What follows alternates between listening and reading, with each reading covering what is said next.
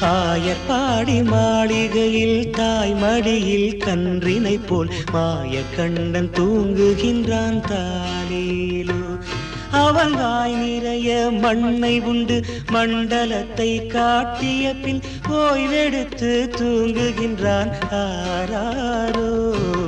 ஓய்வெடுத்து தூங்குகின்றான் ஆராரோ.